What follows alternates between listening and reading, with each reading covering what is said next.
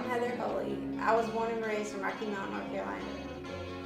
Rocky Mount is located in the eastern part of North Carolina. It's an average-sized town. Growing up, my weekdays were spent in school, and on the weekends, I got to hang out with my friends. During summer break, we went to amusement parks and hung out at the beach.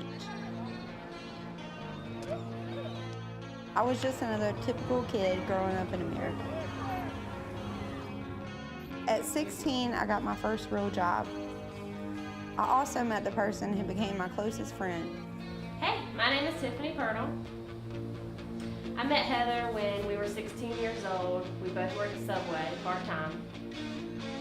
At first, we really didn't get along, but once we got to know each other, we became really close. We shared some crazy times and some really serious ones too.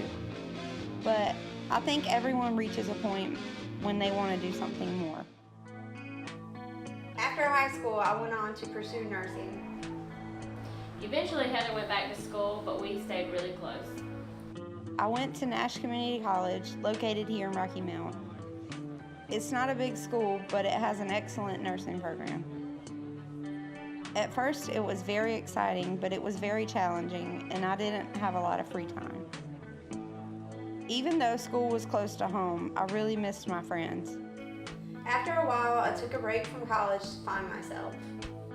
It was good to just hang out with my friends again. I wouldn't say we went overboard, but we did have some fun. But a part of me also wanted to finish what I started. After a 2-year break, I decided to go back to school to follow my dreams in the medical field. I couldn't wait to tell everybody that I finally got my degree and a job. I was so excited when Heather called me to let me know that she got her dream job at the hospital. By the grace of God, I was put onto the oncology unit. Everything seemed to be working out. I had a great job, my future looked bright, but then something happened that turned my life upside down. In March, I noticed I had a rash called petechia. And I also had nosebleeds, which was an indication I needed to visit my doctor. After testing and lab work, I was diagnosed with acute lymphoblastic leukemia. It's hard to describe how you feel when you hear you have a deadly disease. My first thought was, is dying going to be painful because I've seen the effects from chemo? I texted Tiffany.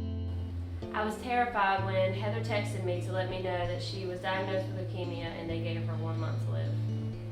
I was scared and didn't know what to do.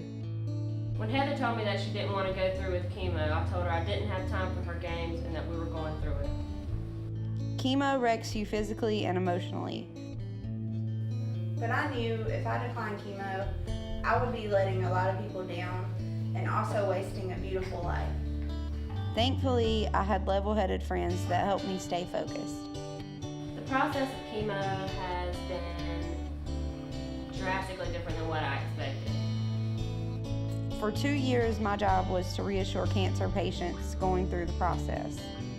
Now it was my turn to go through it. Chemo is the hardest thing your body can go through, and there have been several times where I just wanted to quit. But I know my story isn't over yet. Splitting the treatment between Nash Hospital and the Leo Jenkins Cancer Center in Greenville was challenging because I needed a driver after the treatments. The treatment was physically draining and left me very weak. The steroids caused me to gain weight and I lost my hair, just like I knew I would. You survive day to day and pray that the treatments work fast. When the bone marrow aspiration test came back negative, I knew God had given me another chance. It was such a relief when I called everybody that was there to support me through it all.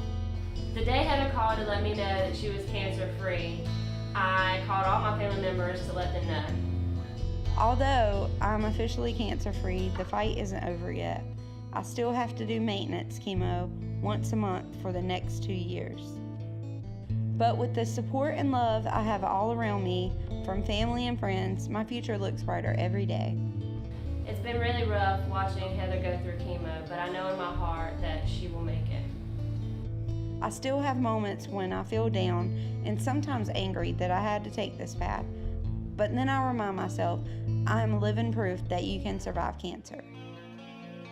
Now, when I talk with my future patients, I will be able to look them in the eye and say, you can do this, you can survive this.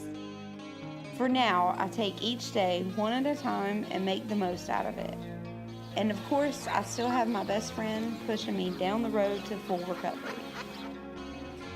I'm so excited for Heather to hit the maintenance phase of her chemo so she can get her energy back and we can enjoy good times together again.